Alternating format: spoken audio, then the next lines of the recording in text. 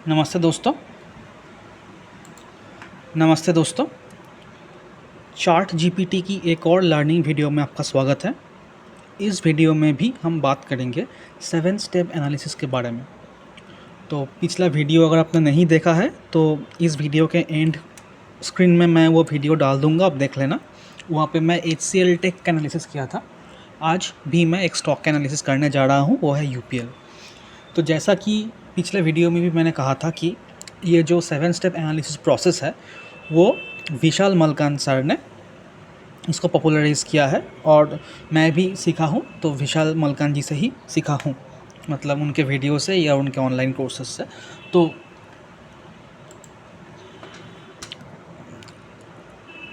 चलिए वीडियो को शुरू करते हैं। तो ये है UPL का चार्ट, लेकिन उससे पहले मैं 7 स्टेप एनालिसिस जो है उसको एक बार फिर से मैं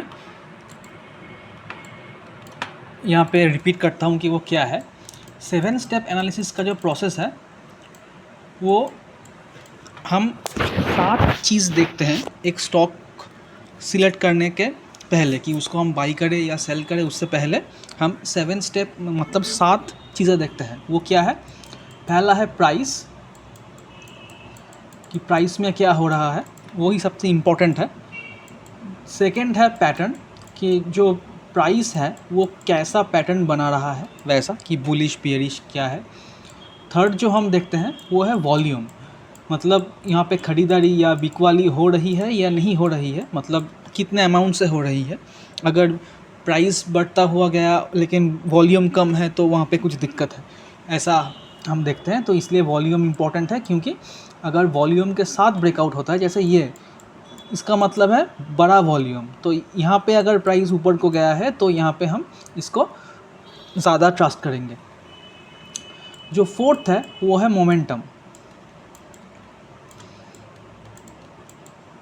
मोमेंटम का मतलब है स्पीड, कि कितने स्पीड से ऊपर को गया है या फिर नीचे को आया है। अगर ये भी ऊपर को जाना है और ये भी ऊपर को जाना है तो इसको हम प्रेफर करेंगे, क्योंकि ये एक मोमेंटम में गया है। फिफ्थ है वोलेटिलिटी। अगर मार्केट में वोलेटिलिटी है यानी बायर और सेलर भी है और ये जो प्राइस है उसमें ज़्यादा मूव हो रहा है, मतलब प्राइस अगर ऐसे घूमता रहे तो इसको हम लो वोलेटिलिटी कहेंगे, और प्राइस अगर ऐसे चले तो इसको हम हाई वोलेटिलिटी कहेंगे। तो हम हाई वोलेटिलिटी प्रेफर करते हैं इसमें।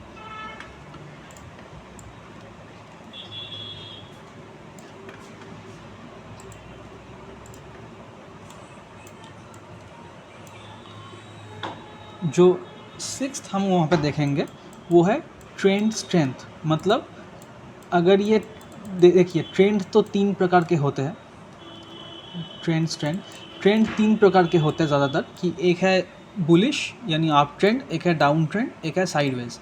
तो हम अगर एक स्टॉक को खरीदने जाए तो हम उसको एक अप ट्रेंड में चाहिए, लेकिन उस अप ट्रेंड का स्ट्रेंथ क्या है, कि वो मतलब एक बड़ा मूव ले सकता है या फिर ये धीरे धीरे करके ऊपर जाएगा, या फिर डाउन ट्रेंड अगर हम देखें तो मतलब ट्रेंड तो हमको आइडेंटिफाई हो गया कि ये डाउन ट्रेंड में है चलो, या फिर ये अप ट्रेंड में है चलो, लेकिन उसका स्ट्रेंथ क्या है वो भी हम यहाँ पे देखते हैं।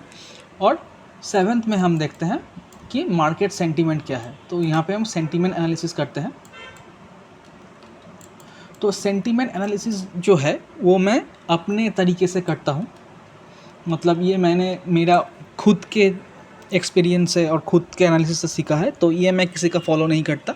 तो इसलिए वो पार्ट मैं इस वीडियो में नहीं दिखा रहा हूँ। अगर आपको चाहिए तो आप कमेंट ज़रूर करें, तो हम उस वीडियो को भी शायद डाल दें यहाँ पे। तो ये 7 चीज़ हम देखते हैं, इसलिए 7 स्टेप एनालिसिस है।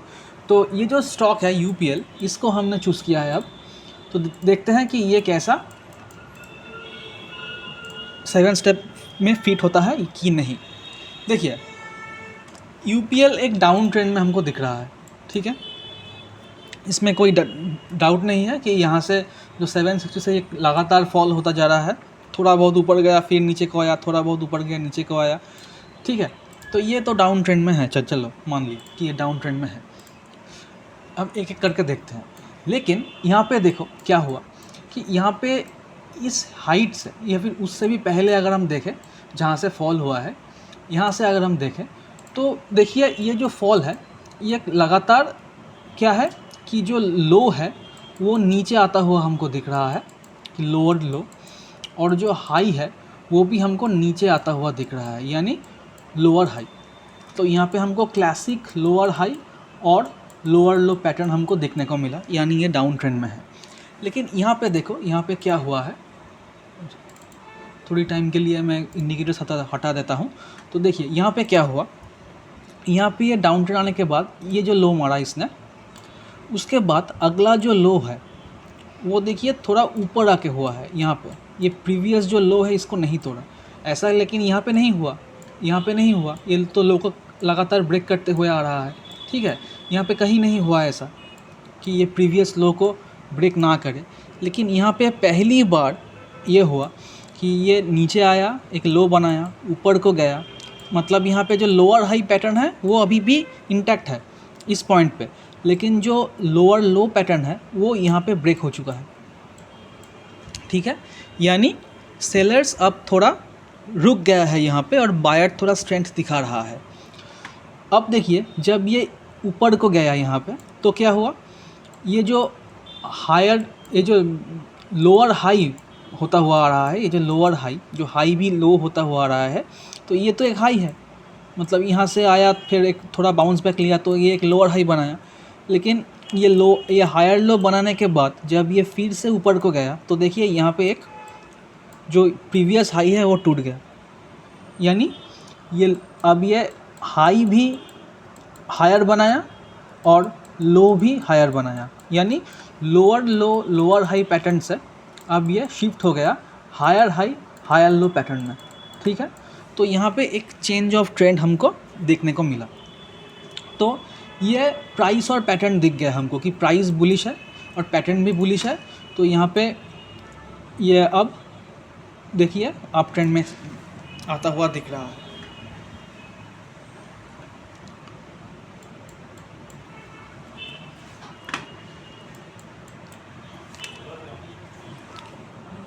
तो यहाँ पे हाई भी, जो लो भी हायर है और हाई भी हायर है, यानी प्राइस, यहाँ पे मैं लिखता हूँ कि प्राइस और पैटर्न ये दोनों यहाँ पे हमको मिल चुका है।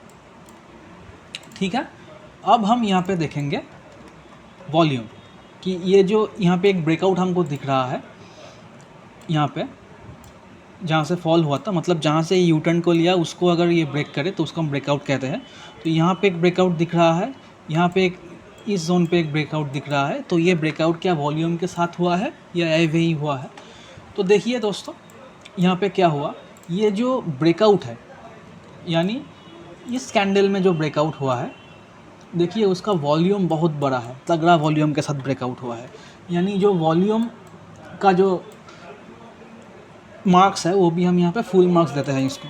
ठीक है, अब हम देखेंगे कि वोलेटिलिटी,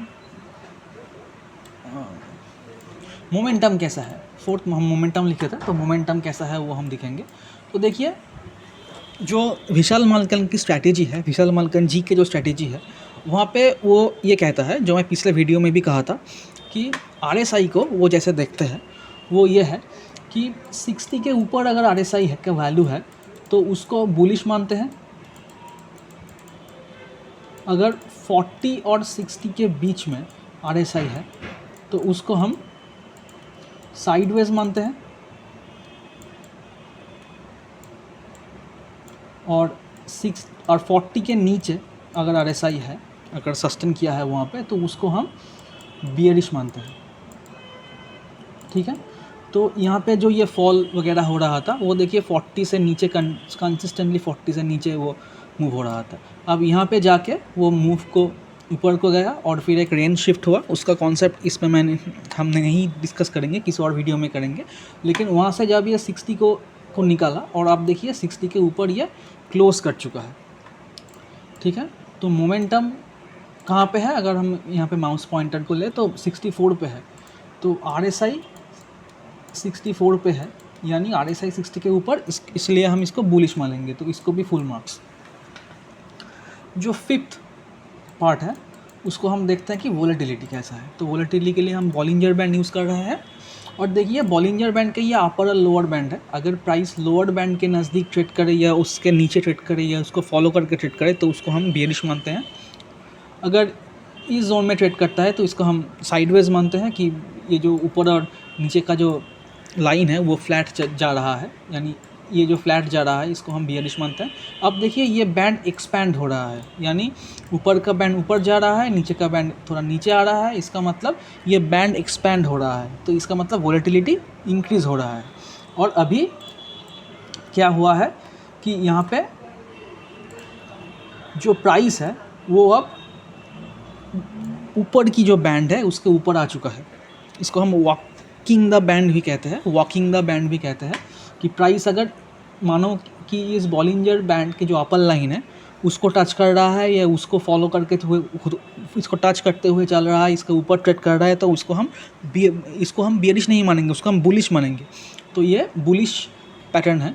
तो देखिए ये वॉक द बैंड भी है कि ये जो बॉलिंजर बैंड है उसको नीचे से कट करके ऊपर को क्लोज हुआ है, और अगले दिन सिर्फ क्लोज नहीं हुआ है, अगले दिन वो ऊपर को सस्टेन भी किया है। ठीक है, तो अभी तो वॉकिंग शुरू हुआ है, तो जो वोलेटिलिटी है उसको हम फुल मार्क्स देंगे सिर्फ इसके इंडिकेटर से ही कि वॉकिंग द बैंड है, इसको हम बाई कर सकते हैं एज पर द स्ट्रैटेजी।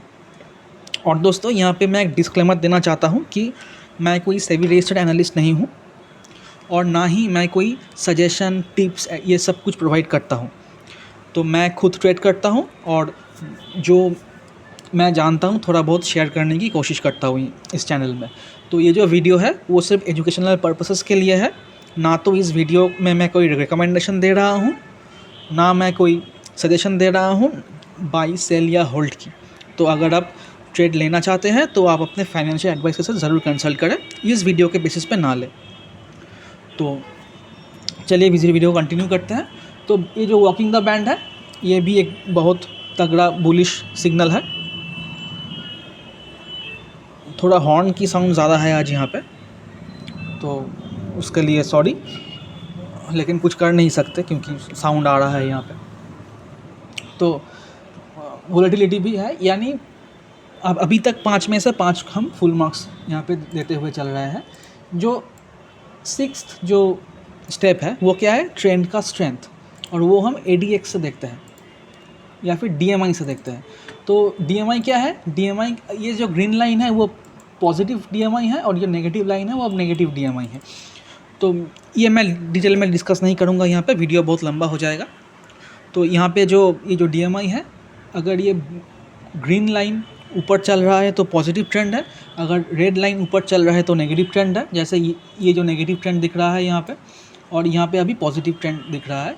और ADX अगर अप ट्रेंडिंग है, ऊपर का स्लोप है, और ये जो ब्लैक लाइन है ये ADX का लाइन है, ये अगर अप ट्रेंडिंग है, ऊपर का स्लोप है या फिर ऊपर को जा रहा है तो, और 20 के ऊपर है तो ये स्ट्रॉन्ग ट्रेंड हम मानते हैं। 20 के नीचे है तो थोड़ा साइडवेज, थोड़ा वीक ट्रेंड हमको यहाँ पे दिख रहा है। और अगर ये 45, 45, 50 के ऊपर जाता है तो शायद वहाँ से एक रिवर्सल भी हमको मिल सकता है। तो देखिए ये कंटिन्यूअस मतलब जो बियरिश ट्रेंड है, यहाँ से ये जो रेड लाइन ऊपर है और ADX लाइन भी ऊपर जा रहा है, तो ये पूरा बियरिश ट्रेंड है, स्ट्रॉन्ग बियरिश ट्रेंड। उसके बाद देखिए ये जो फॉल किया अभी यहाँ पे देखिए 25 के अराउंड यहाँ पे ADX रुक के अभी ऊपर को जा रहा है। यानी अब यह बुलिश होगा कि नहीं वो बात का टॉपिक है, लेकिन अभी हम ये कह सकते हैं कि डाउन ट्रेंड उतना स्ट्रॉन्ग नहीं है। मतलब डाउन ट्रेंड ख़त्म, अब शायद ये कंसोलिडेट करे या फिर आप साइड को जाए। लेकिन बाकी जो पैटर्न्स है यहाँ पे 1 से 6 मतलब 6 ट्रेंड स्ट्रेंथ को भी हम यहाँ पे फुल मार्क्स देते हैं। तो बाकी जो price pattern, volume, momentum, volatility जो यहाँ पे है वो भी अगर स्ट्रॉन्ग है तो इसके साथ ट्रेंड का स्ट्रेंथ भी हम यहाँ पे देखें तो हम इसको बुलिश ट्रेंड ही मान सकते हैं। तो चलिए ये सब तो हो गया, अब फाइनल बचा है कि सेंटीमेंट एनालिसिस। तो सेंटीमेंट एनालिसिस मैं कुछ और देखता हूँ, तो वो मैं यहाँ पे डिस्कस नहीं कर रहा हूँ, लेकिन यहाँ पे जो हम जो देख सकते हैं वो है निफ्टी ऑल टाइम हाई के नज़दीक है। जो सेक्टर्स है वो भी ऑल टाइम हाई के नज़दीक है। यूपीएल निफ्टी 50 का पार्ट है, तो निफ्टी अगर ऑल टाइम हाई के नज़दीक है और यूपीएल अगर ऊपर को जाना चाहता है 60 के ऊपर आरएसआई है, तो सेंटीमेंट भी यहाँ पे ज़रूर बुलिश ही हमको देखने को मिला है। यानी जो 7 पैरामीटर या 7 इंडिकेटर हम देखते हैं वो सातों के साथ पॉजिटिव संकेत दे रहा है। यानी ये जो ट्रेड है यूपीएल का, ये 7 स्टार ट्रेड हमको यहाँ पे मिलेगा। तो इसका मतलब ये नहीं कि ये जो ट्रेड है वो फेल नहीं हो सकता। हाँ, अगर फेल हो सकता है, लेकिन जो प्रोबेबिलिटी है वो ज़्यादा है इस ट्रेड में।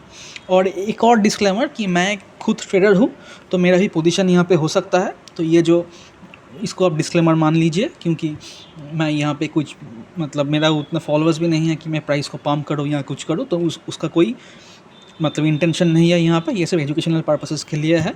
तो मैं क्लियरली बोल रहा हूँ कि यहाँ पे मेरा पोजीशन हो भी सकता है, तो क्योंकि मैं ट्रेडर हूँ, तो इसको भी आप डिस्क्लेमर मान लीजिए। तो ये 7 जो पैटर्न है एक बार फिर मैं रिकैप कर देता हूँ कि पहले प्राइस क्या है, lower high lower low formation से higher high higher low formation में गया है। ये प्राइस और पैटर्न हो गया, डाउन ट्रेंड से अप ट्रेंड को जा रहा है। वॉल्यूम और ये जो ब्रेकआउट हुआ है यहाँ पे प्रीवियस हाई को ब्रेक किया, वो भी बहुत बड़े वॉल्यूम के साथ, यानी वॉल्यूम भी ठीक ठाक। मोमेंटम RSI 60 के ऊपर, यानी मोमेंटम भी positive. Bollinger band volatility, Bollinger band ये वॉक द बैंड है, तो इसका मतलब ये भी पॉजिटिव।